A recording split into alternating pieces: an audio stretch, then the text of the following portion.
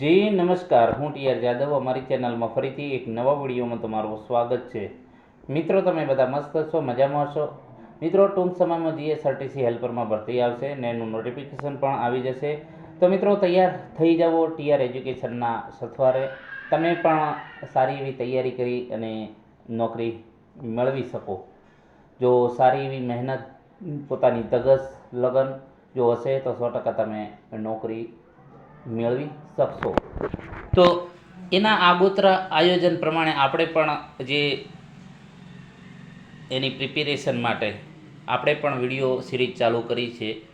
તો અમે જે પ્રમાણે વિડીયો બનાવીએ છીએ એ પ્રમાણે જો તમે ચાલશો, એ પ્રમાણે વિડીયો જોશો અને બીજા પણ વિડીયો પ્લેલિસ્ટમાં, અમારી ચેનલના પ્લેલિસ્ટમાં તમે જોશો તો 250+ વિડીયો હેલ્પર માટે સ્પેશિયલ છે. અને અગાઉની પરીક્ષામાં 80+નું પૂછાયેલું. આ એટલા માટે ચર્ચા કરવી પડે છે કે જરૂરિયાતમંદ વિદ્યાર્થીઓને ખ્યાલ આવે. હજુ ઘણા વિદ્યાર્થીઓને ખ્યાલ નથી આવતો અને તમે જોનારા પણ બીજાને શેર નથી કરતા. તો મિત્રો, શેર કરો, બીજાને પણ કામ આવે. ઘણા મિત્રો છેલ્લે હેલ્પરની પરીક્ષામાં લાસ્ટ ટાઈમમાં આપણા વિડીયો મળેલા, પરંતુ 2-3 દિવસ પહેલાં કે અઠવાડિયા પહેલાં તો એમને ભેગું ના થયું. એમણે અફસોસ વ્યક્ત કર્યો કે જો આ ચેનલ અમને પહેલાં મળી હોત તો અમે ફાઇનલ જીએસઆરટીસી હેલ્પર બની ગયા હોત.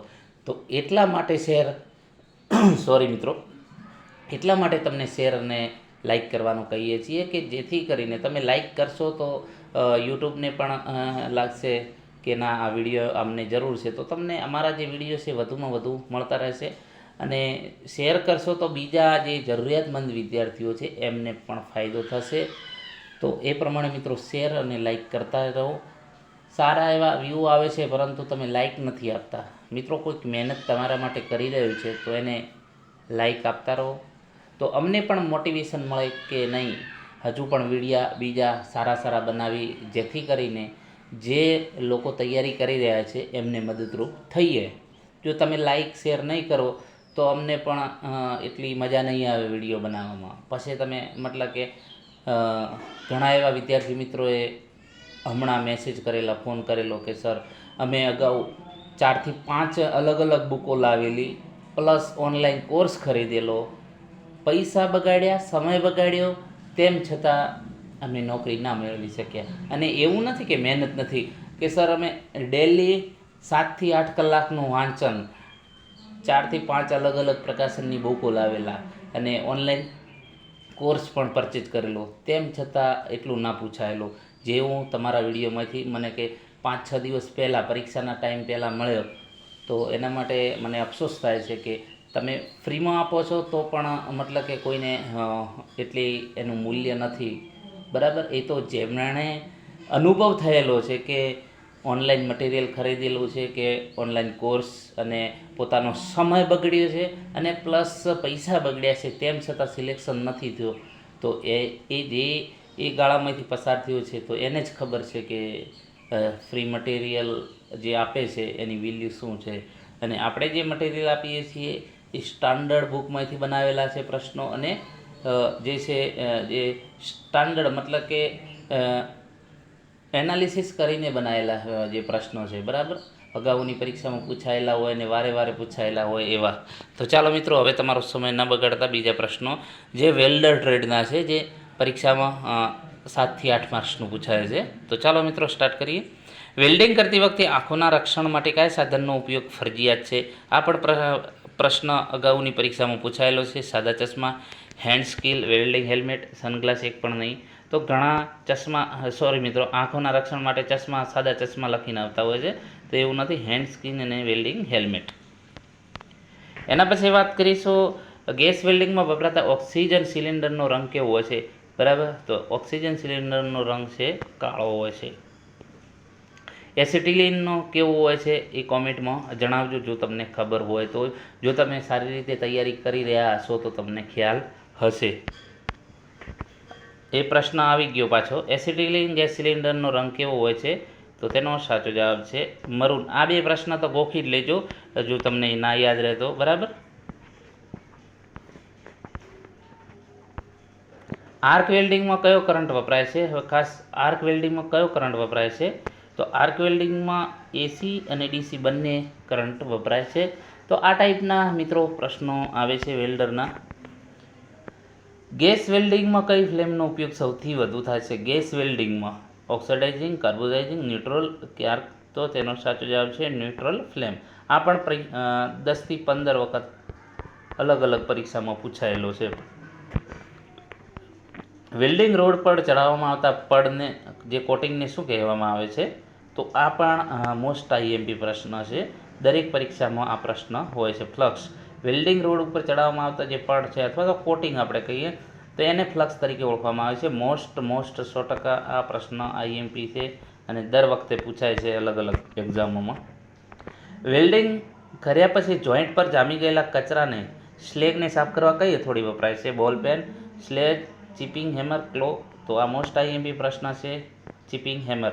અને આ જે છે પ્રશ્ન એમએમવીમાં પૂછાય છે, પછી મિકેનિક ડીઝલમાં પણ પ્રશ્નો વેલ્ડિંગના આવતા હોય છે, પ્લસ ફિટરમાં પણ આવે છે. એટલે આ મોસ્ટ ઓફલી એક પ્રકારના કોમન જ પ્રશ્નો છે. નીચેનામાંથી કઈ બિન લોહ ધાતુ એટલે કે નોન ફેરસ મેટલ છે? તો તેનો સાચો જવાબ છે એલ્યુમિનિયમ જે છે નોન ફેરસ મેટલ છે. ફેરસ મેટલ અને non ferrous metal.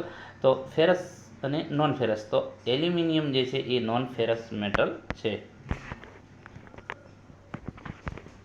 Gas cutting કરતી વખતે પહેલાં કયો ગેસ ચાલુ કરવામાં આવે છે? આવા જ પ્રશ્નો પૂછાતા હોય તો પ્રેક્ટિકલી પ્રશ્નો અને જે બેઝિક હોય છે. તો ગેસ કટિંગ કરતી વખતે ઓક્સિજન, એસિટિલિન, હાઇડ્રોજન, નાઇટ્રોજન? તો તેનો સાચો જવાબ છે એસિટિલિન. એના પછી બે પ્લેટોને એકબીજા ઉપર ઓવરલેપ કરીને કરવામાં આવતા વેલ્ડિંગ જોઈન્ટને શું કહેવામાં આવે છે? But lap, T joint, corner joint? તો તેનો સાચો જવાબ છે લેપ જોઈન્ટ. આ પરીક્ષામાં પૂછાયેલો પ્રશ્ન છે હેલ્પરની પરીક્ષામાં. વેલ્ડિંગ મશીનનું અર્થિંગ ક્યાં જોડવામાં આવે છે? માત્ર હોલ્ડર સાથે, વેલ્ડિંગ ટેબલ અથવા જોબ સાથે, સ્વિચબોર્ડ સાથે, જમીનમાં ખુલ્લો? તો તેનો સાચો જવાબ છે વેલ્ડિંગ ટેબલ સાથે અથવા તો જોબ સાથે. બરાબર, આ ખાસ ધ્યાન રાખજો, આવા પ્રશ્નો પૂછાય છે વારે વારે. આર્ક વેલ્ડિંગમાં આર્કનું તાપમાન આશરે કેટલું હોય છે? 1000 થી 1500, 2000 થી 2500, 3600 થી 4000 સેલ્સિયસ કે 5000 થી વધુ? તો તેનો સાચો જવાબ છે સી, 3600 થી 4000. બરાબર, આવા ખાસ પ્રશ્નો પૂછાતા હોય છે અને આપણે ભૂલ કરીને આવતા હોઈએ છીએ, પછી પસ્તાવો થાય છે. તો એના પહેલાં જે સમય છે સમયનો સદુપયોગ કરીને આવા પ્રશ્નો તૈયાર કરી લો તો તમારું ભવિષ્ય બહેતર બની શકે. મિગ વેલ્ડિંગનું પૂરું નામ શું છે? તો મિગ વેલ્ડિંગ તો એનું પૂરું નામ છે મેટલ ઇનર્ટ ગેસ વેલ્ડિંગ. આ ખાસ યાદ રાખજો, option A metal inert gas welding. પછી ટીગ વેલ્ડિંગ. ટીગ વેલ્ડિંગમાં કયા પ્રકારનો ઇલેક્ટ્રોડ વપરાય છે? તો ટીગ વેલ્ડિંગનું જે છે પૂરું નામ જણાવજો કોમેન્ટમાં. ટીગ વેલ્ડિંગમાં કયા પ્રકારનો ઇલેક્ટ્રોડ વપરાય છે? તો ટીગ વેલ્ડિંગમાં જે છે નોન કન્ઝ્યુમેબલ વપરાય છે. ઓપ્શન બી સાચો જવાબ છે. એના પછી વેલ્ડિંગ કરતી વખતે સ્પાર્ક થવાને કારણે આજુબાજુ ઉડતા ધાતુના નાના ટીપાને શું કહે છે? સ્લેગ, પોરોસિટી, સ્પેટર અને બ્લો હોલ? તો તેનો સાચો જવાબ છે ઓપ્શન સી, સ્પેટર. બરાબર, એમાં ભૂલથી લખાઈ ગયું છે પણ આપણે ઇંગ્લિશ જે લખેલું છે એ ખાસ ધ્યાન રાખજો, સ્પેટર. બરાબર, તો વેલ્ડિંગ કરતી વખતે સ્પાર્ક થવાના કારણે જે આજુબાજુ ઉડતા નાના ટપકાને સ્પ્લેટર કહેવામાં આવે છે. ગેસ વેલ્ડિંગના વાલ્વ ખોલવા માટે શેનો ઉપયોગ થાય છે? ગેસ વેલ્ડિંગના વાલ્વ ખોલવા માટે પાનના, સિલિન્ડર કી, પકડ હથોડી? તો સિલિન્ડર કી આવે છે. બરાબર. એસિટિલિન ગેસનું રાસાયણિક સૂત્ર શું છે? તો એસિટિલિન ગેસનું રાસાયણિક જે સૂત્ર છે C2H2. બરાબર, એ ખાસ ધ્યાન રાખજો, ઓપ્શન બી સાચો જવાબ છે. આવા સૂત્ર પણ પૂછી લેતા હોય છે. ગેસ વેલ્ડિંગમાં હોઝ પાઇપ લીકેજ ચેક કરવા માટે શેનો ઉપયોગ થાય છે? સાબુનું પાણી, દિવાસળી, તેલ, પાણી માત્ર? તો ગેસ વેલ્ડિંગમાં હોઝ પાઇપ લીકેજ છે તો એ ચેક કરવા માટે સાબુનું પાણી, એટલે ફીણ હોય તો ગેસ લીકેજ હોય તો બતાવે એ પરપોટા થતા હોય. પાતળી શીટ મેટલના વેલ્ડિંગ માટે કઈ પદ્ધતિ સૌથી વધુ અનુકૂળ છે? તો પાતળી શીટ મેટલના વેલ્ડિંગ માટે ગેસ વેલ્ડિંગ કે રેઝિસ્ટન્સ વેલ્ડિંગ? ઓપ્શન બી સાચો જવાબ છે, આવા પ્રશ્નો પૂછાતા હોય છે પરીક્ષામાં મિત્રો. રેલવેના પાટા એટલે કે રેલ જોઈન્ટ જોડવા માટે કઈ વેલ્ડિંગ વપરાય છે? તો મોસ્ટ આઈએમપી પ્રશ્ન છે થર્મિટ વેલ્ડિંગ. આ આઈએમપી પ્રશ્ન છે, વારે પરીક્ષામાં પૂછાતો હોય છે. વેલ્ડિંગ ડિફેક્ટ પોરોસિટી થવાનું મુખ્ય કારણ શું છે? જે પોરોસિટી થાય છે એનું કારણ શું છે? તો તેનું કારણ છે ભેજવાળો ઇલેક્ટ્રોડ અથવા તો ગેસ ફસાવો. બરાબર, ઓપ્શન બી સાચો જવાબ છે. ઓક્સિજન નળીનો રંગ કેવો હોય છે? કાળો, લાલ, મરૂન, પીળો. તો ઓક્સિજન નળીનો જે કાળો,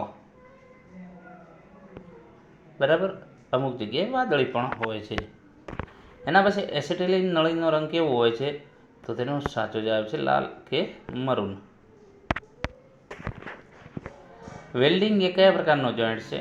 તો વેલ્ડિંગ આ જે છે પ્રશ્ન પૂછાયેલો છે હેલ્પરની પરીક્ષામાં. વેલ્ડિંગ એ કાયમી છે.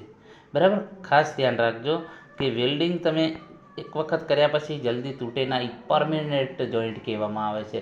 જ્યારે રિવેટ છે, બોલ્ટ છે, એ ટેમ્પરરી કહેવામાં આવે છે.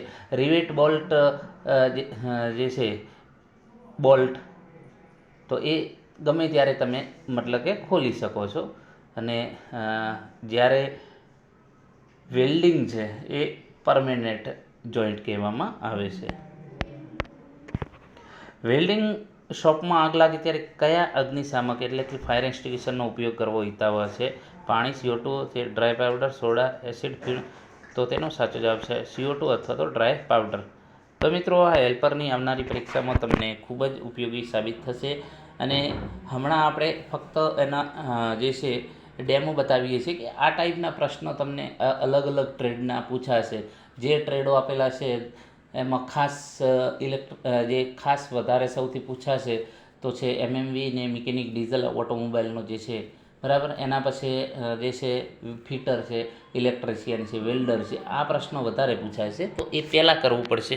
બરાબર, તો મિત્રો એક દરેકને નમ્ર વિનંતી છે કે તમે વિડીયો જુઓ છો તો એ વિડીયો બનાવતા મિત્રો મહેનત પણ લાગે છે. તો એ મહેનતને જોતા તમે એક લાઈક અને શેર કરી શકો એટલું તો એક માનવ તરીકે આપણો કર્તવ્ય છે કે આપણે કોઈક આપણા માટે મહેનત કરી રહ્યો છે તો આપણે પણ એને મતલબ કે પ્રોત્સાહિત કરવો જોઈએ. તો એ પ્રમાણે તમે લાઈક અને શેર કરજો. આભાર.